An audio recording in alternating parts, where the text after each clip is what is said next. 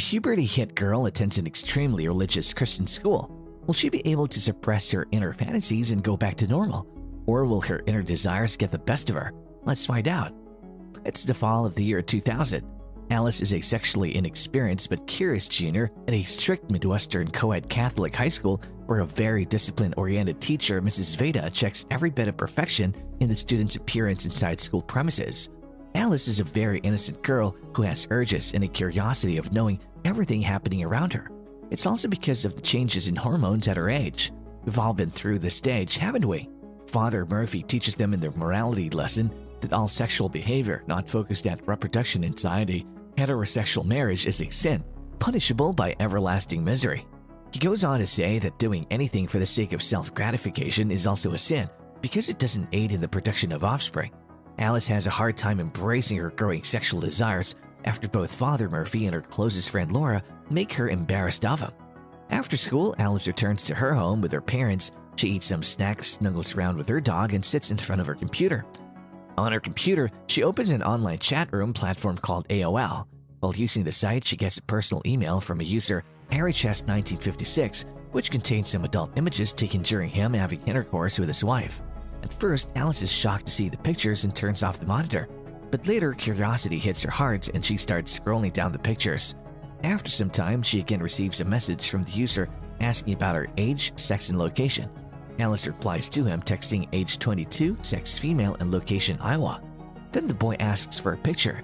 Slightly scared, Alice sends him a photo of her friend instead. Seeing her photo, the user replies that she's very beautiful and then starts sexting her. Alice looks at every message curiously, as she's unknown about most of the words the user is using in their conversation. The user again sends her a nude picture and asks her if she's touching herself. Alice is curious and slides her hand inside her skirt to feel something strange. In the meantime, Alice's mother arrives home and calls her for dinner. She immediately turns off the monitor and rushes toward the kitchen. That was a close call. The following Monday, while Alice and Laura are having lunch at the school, one of her schoolmates, Beth, approaches them and tells them that she couldn't believe that Alice tossed Wade's salad in Laura's party. She also mentions that the whole school is abuzz with a rumor that Alice tossed a salad of a classmate, Wade, at a party over the weekend. Alice denies this, admitting to not knowing what the phrase even means. I don't even know what that means. After informing them about the spiritual trip that Beth has been on last weekend, Beth follows the other girls for lunch. Right then, Alice takes out the cover of a chocolate filling and starts to lick it. The boys present beside her lunch table burst out in laughter. Dirty Minds Heather and Wade also approach Alice and call her disgusting. Mrs. Veda hears about the gossip and forbids Alice from serving during Mass.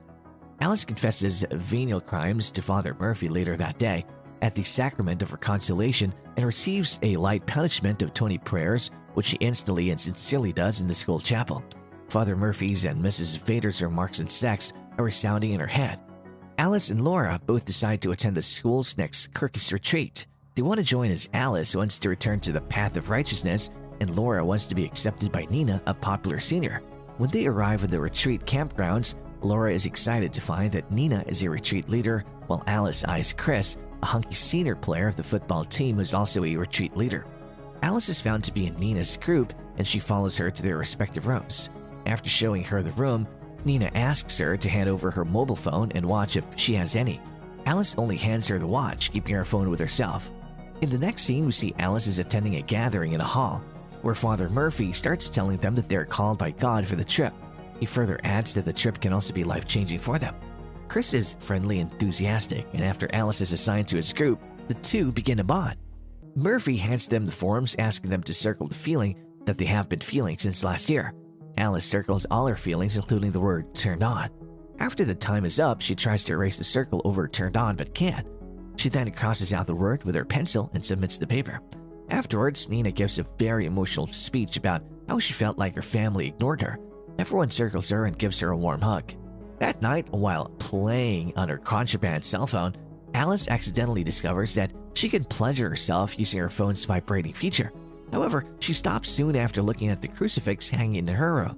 On the second day of their retreat, all the students are going for a hike in the forest. After noticing Chris helping a girl who tripped over a stone, Alice also fakes an injury to get closer to Chris. She feels really nice when Chris picks her up and takes her to the nurse. Later, when Alice is inside her room, Nina enters and asks if she's alright. Meanwhile, Alice's cell phone vibrates and Nina confiscates her phone. Nina then tells her father, Murphy, that Alice was hiding her phone, and as a punishment, Father Murphy assigns Alice to cleaning duties around the retreat house. Alice starts cleaning around right away. While cleaning, she notices a computer inside Father Murphy's room. When she's alone, she logs onto the AOL chat room from Father Murphy's office computer to ask what tossing the salad means. Before she can find out, the sound of footsteps causes her to hastily shut off the computer and leave. But she runs into Nina, who lightheartedly guilts Alice about her presumed sexual encounter with Wade. She further adds that she's not mad at her for hiding her phone and also mentions that she's on the right path to change. Later that night, Father Murphy gathers everyone and reads the letters that are sent by the students' family members.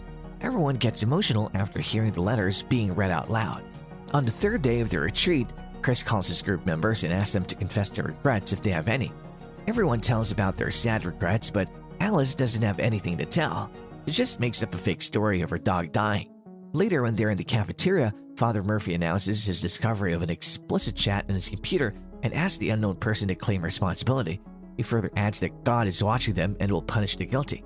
Alice gets a little frightened listening to this, but doesn't tell anyone about her deeds. In the next scene, we see the students standing in a queue outside Father Murphy's office. Alice enters his office where Murphy asks about her relationship with God. She replies that it's all going well at that moment. Murphy inquires her for circling the word turned on and asks if she still feels it. Alice replies that she was feeling that way before and doesn't feel it now. He later pushes Alice to confess to acting on her sexual temptations with Wade and doesn't believe her insistence that nothing happened.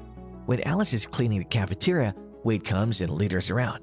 Alice confronts Wade for his untidy manner and about his complicity in the rumors spread by failing to deny them. Murphy appears in the scene and takes Wade with him. Wade leaves without admitting his fault or apologizing. While cleaning, Alice witnesses Nina kissing then filleting another senior leader in the woods nearby. Alice is shocked to see that but fantasizes about it with the help of a mop handle between her thighs. She nearly gets caught doing the act. Alice shares this with Laura, who refuses to believe her as Nina as her idol. She accuses Alice of breaking into Father Murphy's office and ends their friendship, calling Alice a pervy psycho. Alice returns to Father Murphy's office and frames Wade for the earlier break-in, sliding his bracelet under the keyboard. When she hears Father Murphy approaching, she hides inside a storeroom to make her escape. She also catches Father Murphy masturbating to a pornographic video saved on his computer. Disgusted by the scene, she closes her eyes and turns her head around. Outside, she meets Chris, who asks her if she's okay. He also insists on talking to her to make her feel good. Finding herself alone with Chris, Alice kisses him wildly, but he becomes overwhelmed and runs away. That night, Alice finds herself alone and flees to campgrounds where everyone is singing the prayer. Alice stumbles upon a lesbian bar where she and the owner, Gina, commiserate about how the fear of damnation can warp in adolescent's development. Alice asks Gina about why everyone wraps around a fake image to impress others and hide who they really are. She further adds that she's afraid to explore and commit small mistakes, afraid of the fact that she will go to hell. Gina counsels Alice, telling her that she also had been in one of those strict Catholic schools and understands what Alice is going through. For a while, they talk about something else, which makes Alice regain her happy mood. Later, Gina gives her a ride back to the retreat, encouraging Alice to look into colleges in the West and East Coasts. Before Gina returns, Alice comes forward to ask her about the meaning of tossing someone's salad. Gina tells her that the actual meaning of it, which means licking someone's butthole. Both end up a laugh and then Gina leaves. On the last day of the retreat, Alice meets a socially awkward student while Father Murphy pulls Wade away. Laura makes peace with Alice after Wade is arrested for the explicit conversation incident when his wristband is discovered alongside the computer. She also informs her that Wade is gay and that he fabricated the rumor of Alice tossing salad with him. In order to conceal his true identity, Wade apologizes to God for all of his horrific crimes during a whole group's sharing session. Alice then takes a step forward to say something. Alice informs the retreat attendees that everyone has something to hide, and she encourages them to treat one another with honesty and respect like Jesus did. She advises everyone to accept themselves as they are and to enjoy life. Back at school, Alice reassures Chris, who's still uneasy, that they can simply be friends. Returning to reconciliation with Father Murphy, Alice freely admits that she watched a video of people having intercourse during the retreat. She also reveals the specifics of the sex tape she discovered and Father Murphy watching at the time. The consequences of her confession are known to both of them, but they do not discuss them. Father Murphy sets a more difficult penance of 100 prayers, but Alice leaves the chapel and comes home. After reaching home, she plays the videotape of the movie Titanic and rewinds the romantic scene of Jack and Rose.